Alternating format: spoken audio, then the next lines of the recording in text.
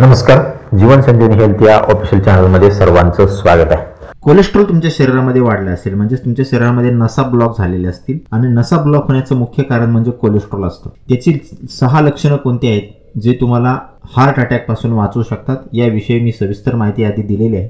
त्याची लिंक सुद्धा तुम्हाला डिस्क्रिप्शन मध्ये देतो। हे जर 6 लक्षणं तुम्हाला दिसत असतील तर तात्काळ हा उपाय तुम्ही सुरू करायचा आहे। याने तुमच्या शरीरामधलं ब्लॉकेज सुद्धा पूर्णपणे निघून जाणार आहे। तुम्हाला अँजिओप्लास्टी किंवा बायपास करण्याची गरज पडणार नाही।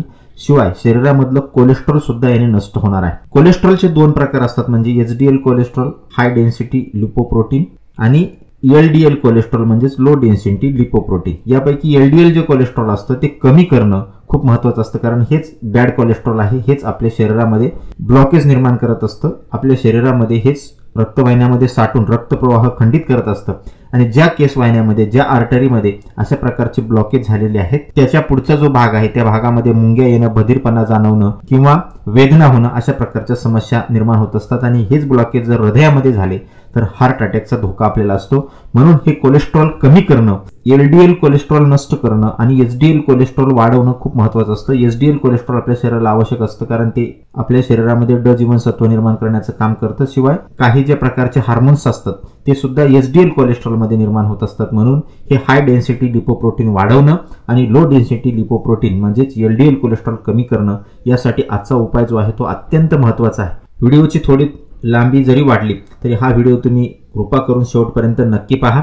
यांनी 11 दिवसामध्ये तुमच्या शरीरातील कोलेस्ट्रॉल पूर्णपणे निघून जातं आणि हा उपाय करण्यासाठी सुद्धा खूप सोपा आहे, सहजरित्या करता येतो। अगदी घरामधलेच आपल्या 4 पदार्थ लागतात। 11 दिवसानंतर तुम्ही हा उपाय केल्यानंतर कुठेही जाऊन चेक करू शकता, तुमच्या शरीरामधले ब्लॉकेज आणि कोलेस्ट्रॉल तुम्हाला पूर्णपणे निघून गेलेलं दिसेल। तर हा उपाय करण्यासाठी सर्वात आधी मी तुम्हाला एक विनंती करेल की हा उपाय करण्यासाठी आपल्याला स्टीलच्याच भांड्याचा वापर करायचा आहे। स्टीलच्या किंवा काचेच्या भांड्याचा तुम्ही वापर करू शकता। पित्तळ, ॲल्युमिनियम किंवा तांब या भांड्याचा आपल्याला हा उपाय करण्यासाठी वापर करायचा नाही। तर आपल्याला स्टीलच्या भांड्यामध्ये हा उपाय करायचा आहे। हा उपाय करण्यासाठी सर्वात आधी आपल्याला लागणार आहे 1 वाटी आल्याचा रस म्हणजे अद्रकीचा रस आपल्याला लागणार आहे। आलं साधारणतः पावशेर आलं किंवा 250 ग्रॅम आलं जर आपण खिसून घेतलं किंवा मिक्सरमधून काढलं आणि सुती वस्त्रामध्ये टाकून जर पिळलं तर 1 वाटी आल्याचा रस आपल्याला सहजरित्या निघतो। आलं हे शरीरामधील बिनकामाची चरबी आहे ती नष्ट करतं, हृदयाला सुद्धा हितकारक असतं, मल निस्सारक असतं, वातहारक असतं।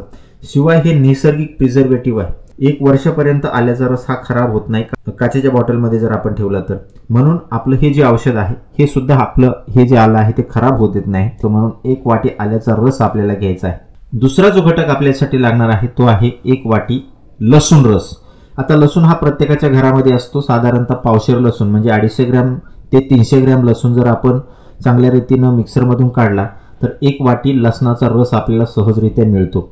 लसूण हा अत्यंत चमत्कारिक असा आयुर्वेदिक घटक आहे। लसणामध्ये 2 प्रकारचे महत्त्वाचे घटक असतात। त्याच्यामधला जो पहिला घटक आहे तो आहे ॲलिसिन नावाचा घटक, जो तुमच्या शरीरामधलं एलडीएल कोलेस्ट्रॉल नष्ट करतो। रोगजंतू मारण्यासाठी आणि रक्त पातळ करण्यासाठी हा ॲलिसिन नावाचा घटक अत्यंत महत्त्वाचं काम करतो।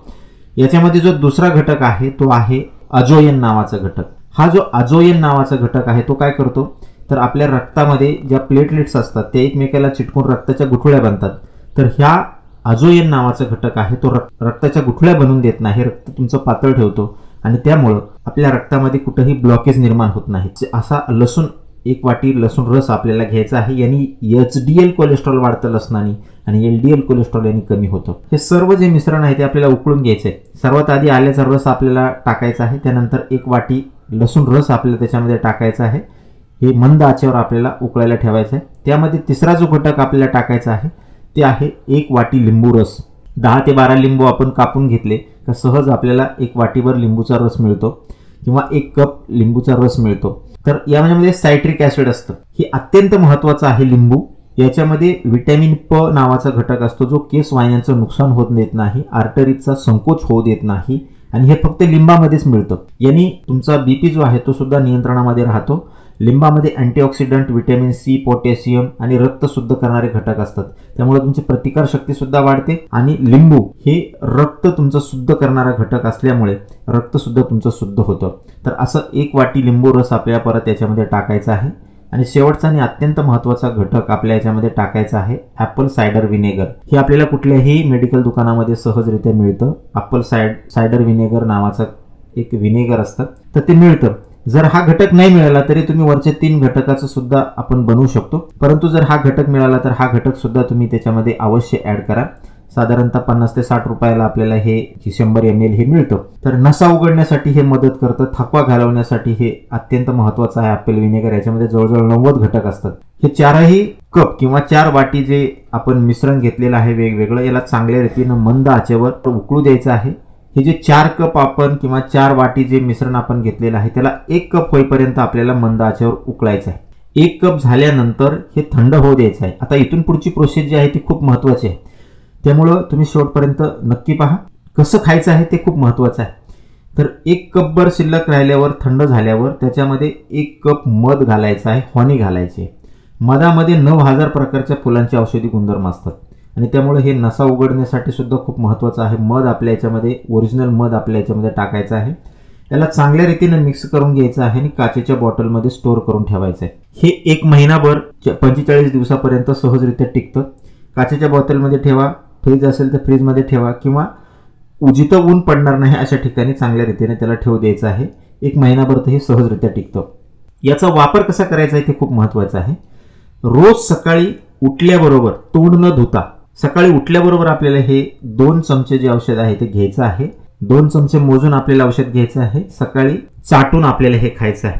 एक खट्यानं खाता हळूहळू आपल्याला हे चाटून 2 चमचे औषध हे खायचं आहे. कुठलाही खंड न करता सलग 11 दिवस तुम्हाला हा उपाय करायचा आहे. हे औषध खाल्ल्यानंतर 30 मिनिटं तुम्हाला काही खायचं नाही, पाणी सुद्धा प्यायचं नाही. औषध घेतल्यानंतर 11 दिवसामध्ये तुमच्या शरीरामधले पूर्ण ब्लॉकेज, कितीही ब्लॉकेज झालेले असतील तर ते पूर्णपणे निघून जातील. हृदयाचं ब्लॉकेज निघून जाईल, नसामधलं ब्लॉकेज निघून जाईल, केस वाहिन्यामधलं ब्लॉकेज पूर्णपणे निघून जाईल. तुम्ही चेक करू शकता. आणि त्याचबरोबर शरीरामधलं जे बॅड कोलेस्ट्रॉल आहे, LDL कोलेस्ट्रॉल आहे, ते पूर्णपणे नष्ट होऊन जाईल या औषधाने आणि तुमच्या शरीरामध्ये HDL कोलेस्ट्रॉल चांगल्या रीतीनं वाढेल. त्यानंतर तुम्हाला कोलेस्ट्रॉल कमी करण्यासाठी कुठल्याही प्रकारचं गोळ्या औषध तुम्हाला खावं लागणार नाही. तर हा अत्यंत साधा, सहजरित्या सहज उपलब्ध होणाऱ्या साहित्यापासून करता येणारा अतिशय खात्रीशीर उपाय आहे.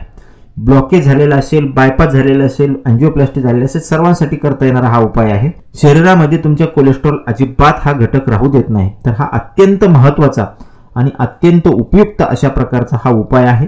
तुम्हीही करा. ज्यांना आवश्यकता आहे अशा सर्व लोकांपर्यंत हा उपाय तुम्ही अवश्य शेअर करा. कारण फुकटामध्ये ब्लॉकेज शरीरामधून पूर्णपणे घालवण्यासाठी, कोलेस्ट्रॉल पूर्णपणे कमी करण्यासाठी हा नैसर्गिक अत्यंत परिणामकारक उपाय आहे. तर हा उपाय तुम्ही अवश्य करा. ज्यांना गरज आहे त्यांच्यापर्यंत शेअर करा आणि अशाच नवनवीन उपयुक्त आयुर्वेदिक माहितीसाठी जीवन संजीवनी हेल्थ या ऑफिशियल चॅनलला लाईक आणि सबस्क्राईब करा. नोटिफिकेशनसाठी बेल आयकॉनवर क्लिक करा. धन्यवाद.